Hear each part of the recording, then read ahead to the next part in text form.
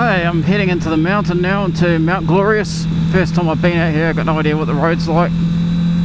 The speed limit so far is just 80 k's an hour, which kind of sucks a little bit. Be way better if it was 100, but it's not. I've got to watch I don't miss turn-offs and stuff too, because I've got no idea really where I am, as I say. But so far quite nice, quite scenic. Very, very hot, of course, today though, for full leathers.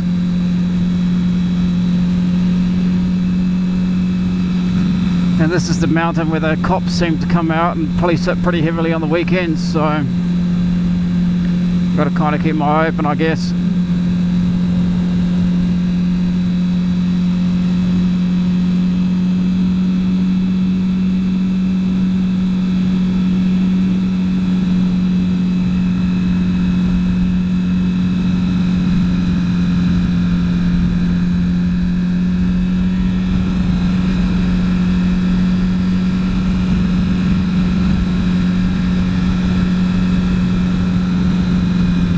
So I'm heading out to the Mount Glorious Cafe. So I don't know what that's like, but it looks good. Looks like a lot of bikers head out there. They go a lot earlier than what I've gone, but I wasn't kind of ready early enough this morning to get out early. But that's definitely the way to beat the heat here. I think it's just to get out really nice and early. And this looks like the beginning of the twisty nice bit. 60 k's an hour. This sucks. Goodness sake.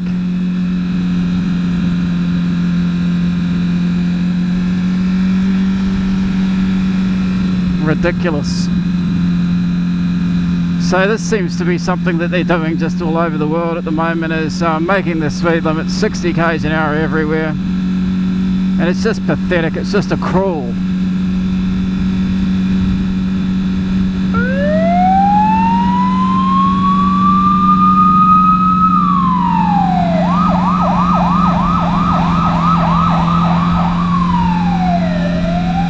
And this should be 100 up here, at least 80. I mean, it's 60 k's an hour. It's ridiculous.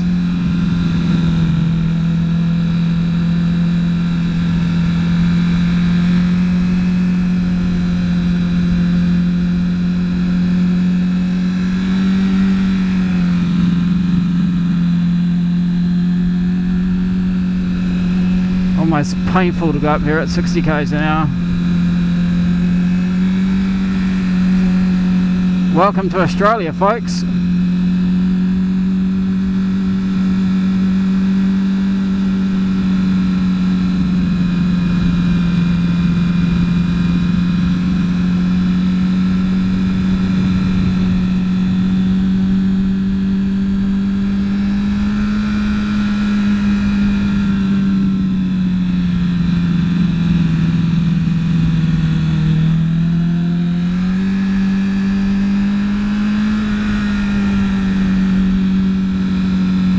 I need to know where all the cops sit up and down here. This is ridiculous.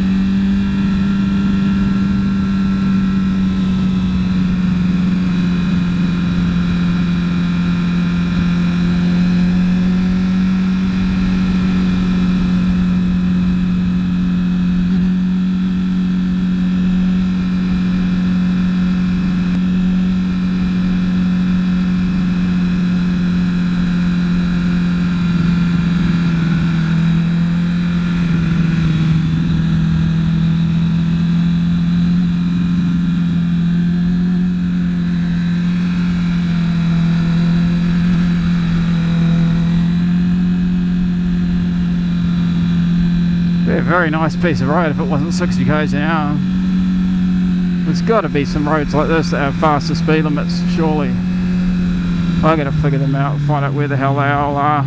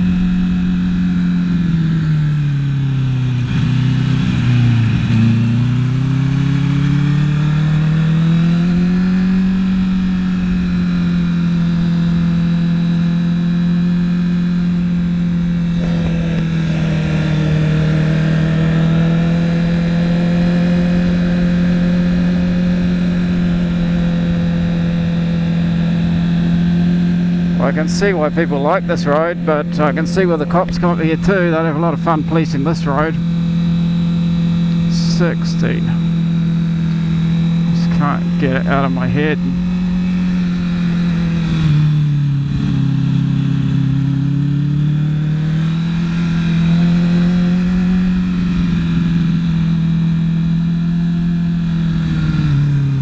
Well, this is going to be boring.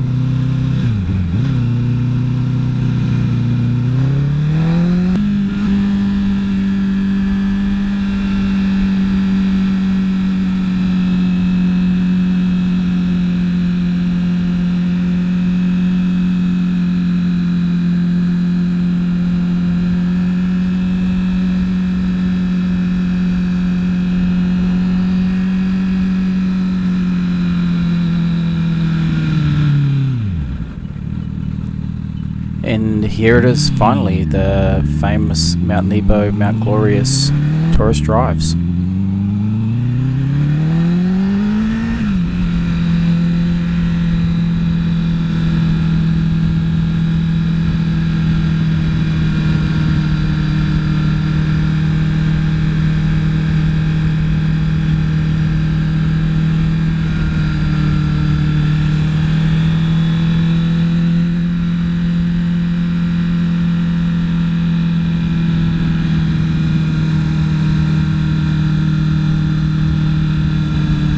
Here we have a couple of the usual suspects out for a weekend ride.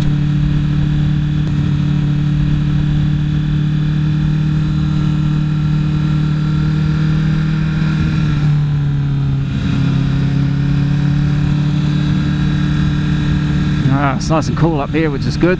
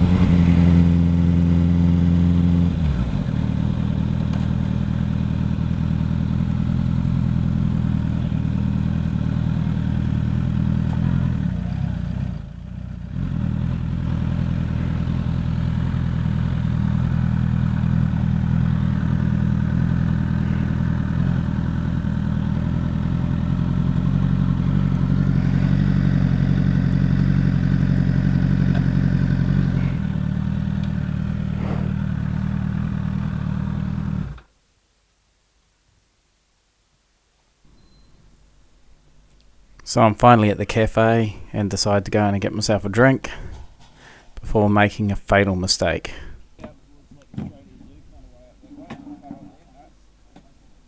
About here. These chairs are like super lightweight and my leathers just kick the seat out from underneath me, and next thing I'm sitting on the ground, my head smacking up against the windowsill. The look of shock on the lady's face is pretty funny. Everybody kind of ran over to help. Really good smack on the back of my head.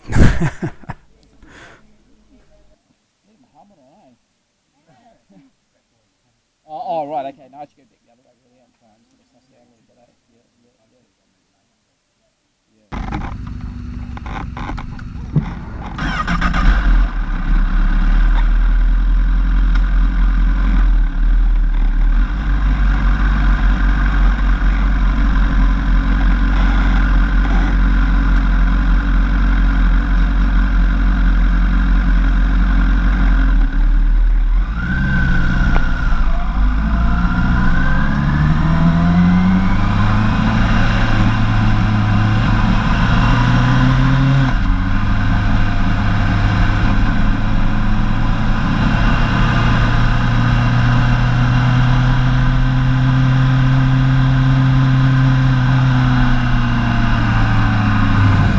Well, that was interesting. I went to sit down in the chair back there, and my leathers caught the back of the chair and kicked it out from under me, and I sat back with no chair there and cracked the back of my head right on the windowsill real hard. So I'm feeling pretty sore at the moment, so I'm just going to head back now. Not going to muck around too much more because it was a really good smack, and I'm a bit concerned. I just don't want to end up feeling sick or getting a concussion or anything like that. I'm lucky I've met a few really good riders up there, really friendly. I'm just going to follow these guys back, which is good.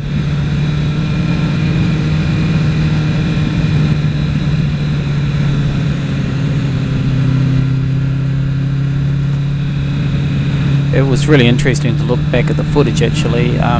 I could see that the window behind me where I was sitting was open luckily, and if it hadn't been open I'd have probably smashed my head right through the glass, which was pretty crazy.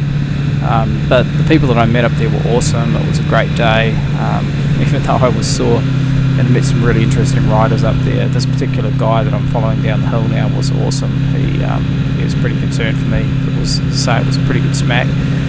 I was concerned as I was riding down the hill myself. I was thinking, well, if I end up getting a concussion or something, maybe riding's not going to be that sensible. And I had quite a good long ride home.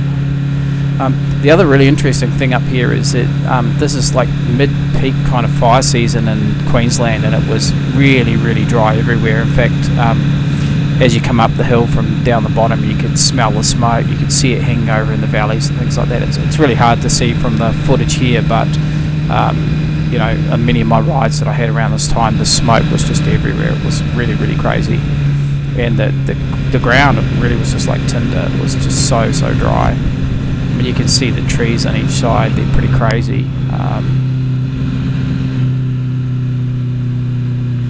The fire risk up here was just extreme, really extreme.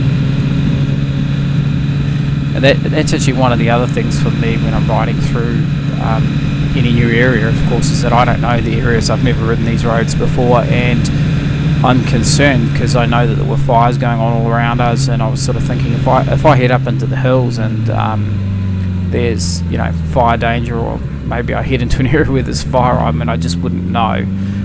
I guess everything's signposted, but when you know the area, it's different as opposed to when you're kind of new and you're exploring roads and trying to learn where you're going.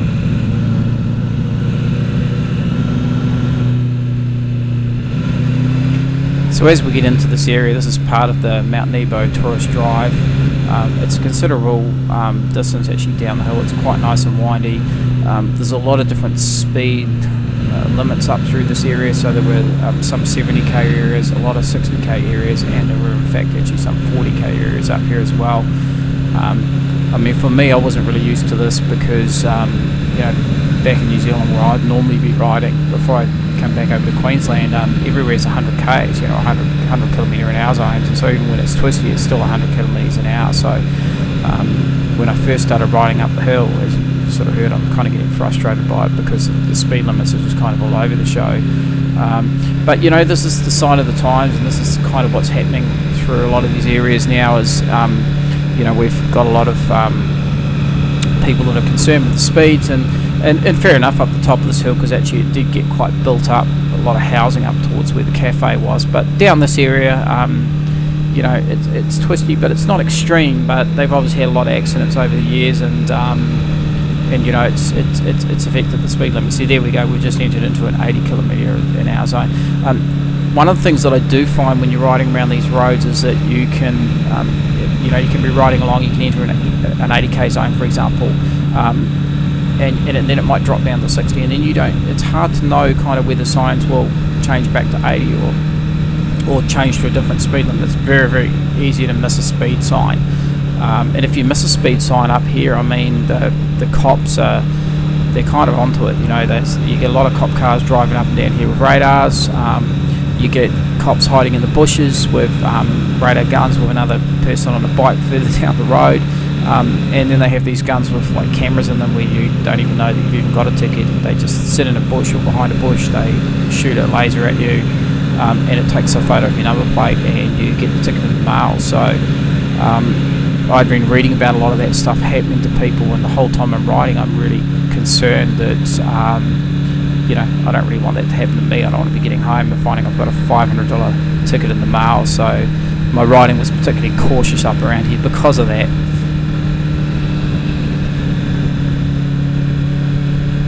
I mean, one of the things also is that the beauty up here is just amazing. Like the bush and the scenery, and the view from up the top of here is just absolutely incredible. Like this is well worth doing this ride. And this is probably not even the nicest side of the hill. I've ridden both sides of the hill now. I mean, neither side's good, but if you come up from, I don't know whether it's called the south side or the back side of the hill, but I would normally come over Wivenhoe Dam and come up that side these days, and it's amazing up through here, just absolutely amazing. So you know, if you're coming for a visit or you haven't ridden these hills, this is really worth doing, really worth doing, even regardless of the speed limits. It's worth coming and having a look and checking it out.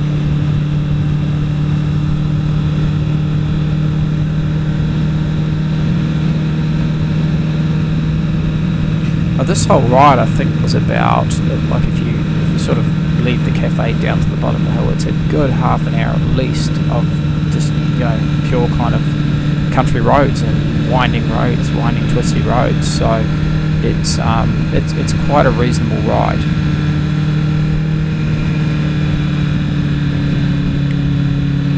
There's a number of places up here too where you could take photos. I think next time I come up over here, I'm going to do that. Actually, I'm going to bring my still camera, I think, and take some photos up here, because it is amazing. And then I can post some extra footage around this stuff.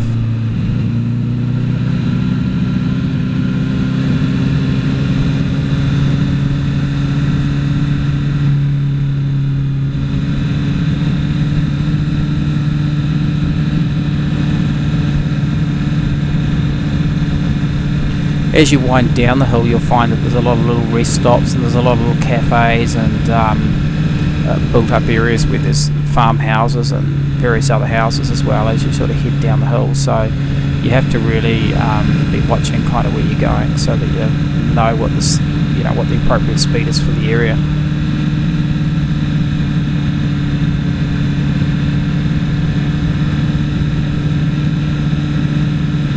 One of the things I've really got to remember to do is to start charging my camera batteries before I go out. This is the second or third time that I've been out now in Australia, so I've been riding around and didn't take spare batteries, and the battery wasn't fully charged, and of course I get halfway down the hill and the GoPro battery's flat or the Sony battery's flat. So remember to charge your batteries when you go out for a ride, certainly if you want to film the ride. Spare batteries is definitely the go with action cams. They just don't really last for any length of time. If you get 45 minutes out of the battery in an action cam, you're lucky.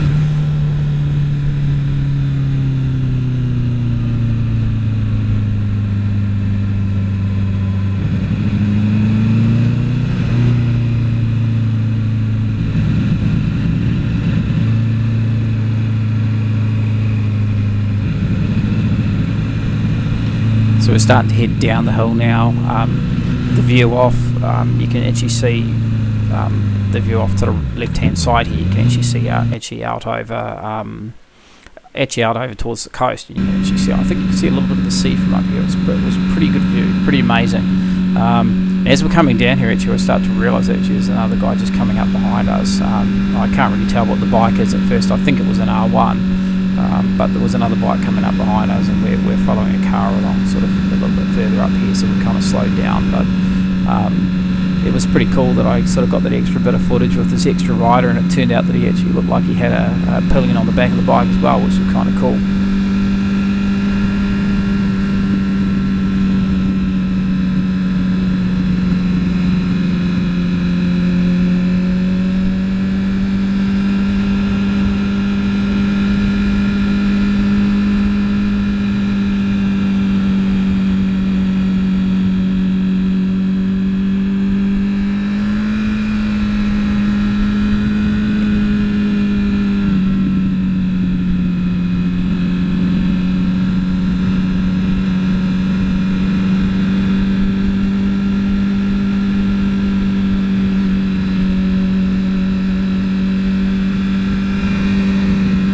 One of the other things, of course, if you're riding in the middle of summer like I was, is that it's extremely hot, and when you get up to the top of the mountain up here, it's so much cooler once you're in amongst the trees. I mean, it must be a good 5 or 6 degrees at least cooler, which was really, really nice and welcoming once you actually started to ride up in amongst the trees.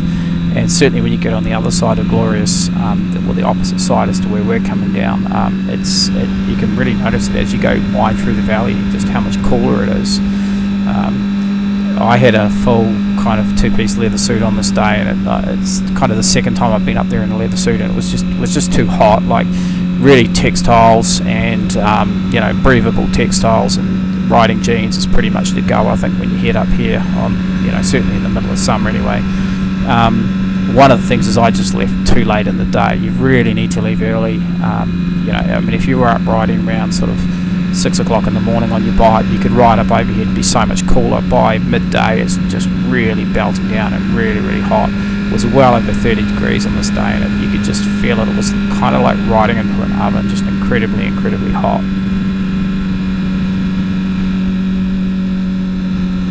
And one of the things I have bought actually since I did a lot of the summer riding is I did buy myself a cooling vest, and I'll show you guys how that cooling vest works and what it's like, because that's a really good investment. It was pricey but well worth having, really, really well worth having.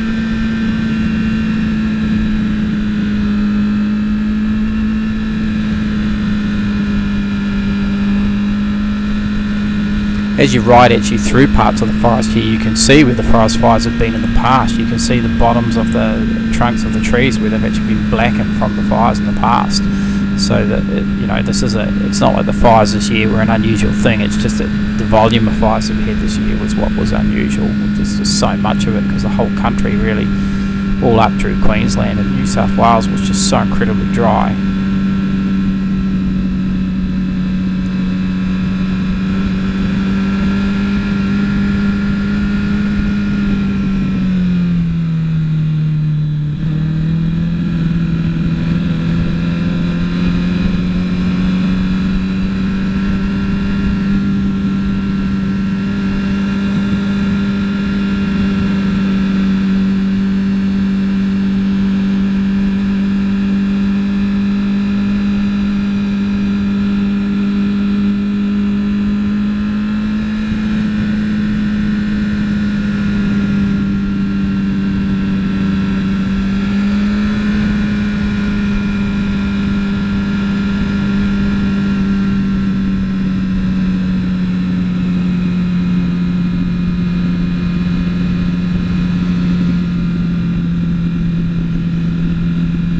Riding up over Nebo and Glorious is probably some of the best riding that I've actually done since I've been in Queensland. I haven't been too far north or too far south yet, but I've been over here in Mount Mee. Mount Mee is not too bad as well. Between the Wivenhoe Dam and sort of through the bank of Kilcoy is quite interesting. And I'll show you guys some of those rides as well. But this Glorious ride and Nebo ride is a really, really good ride. It's as I say, it's probably one of the best rides that I've done so far. The only thing is just that, you know, it'd be nicer if it was a little bit faster. I think probably if you come through here, you know, fairly often, and you know kind of you know, where the hot spots are, you could probably ride through here a little bit quicker, and you know, you don't have to go racing through here, but you could certainly ride through a little bit faster than what we were this day. I mean, I had a massive headache in my head when I was coming down the side. It was terrible. It took about 3 or 4 days for my head to kind of clear properly after the smack. It was not good.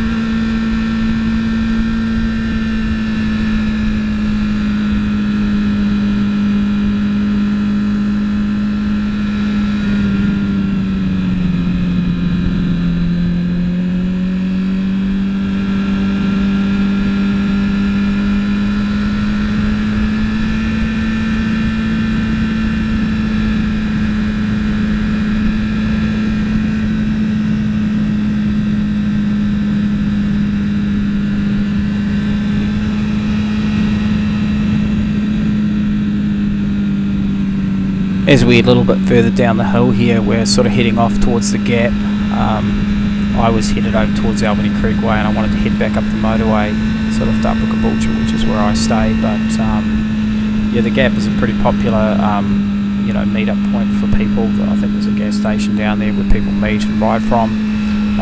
Often there's Sunday rides and Saturday rides that go on. I prefer to try and ride up here during the week when there's no, you know, when there's less cops and less cars, because it's always a little bit more interesting. But yeah, the weekend ride would be good. The weekend ride with a whole bunch of people would be a lot of fun up here. It really would be a good ride, especially if you get out early in the morning.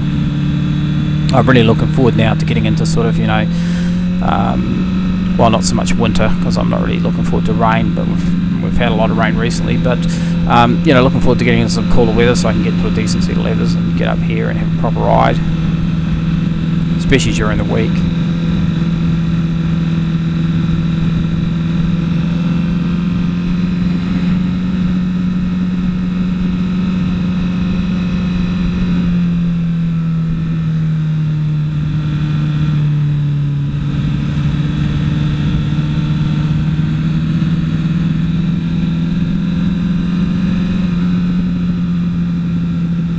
There's lots of places up and down here where normally I wouldn't follow a car. If I had the opportunity to pass, I would have passed by now, but I had no, as I say, I have no idea where I was going when I was coming down here, and also no idea where the police, you know, stop and hang around, or what kind of cars they use over here. They seem to swap out their cars quite a bit, and a lot of undercover stuff, and I'm always paranoid I'm going to overtake an undercover car or something like that, which wouldn't be so cool. So now we're out the bottom and we're headed sort of waterworks way, and then out towards the gap, and then we kind of split up and finish our ride from there.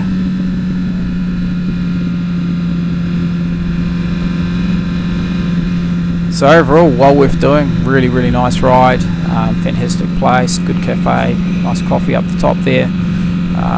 Worth doing, well worth doing. So if you have the option, you got a bike, head up, have a look, check it out.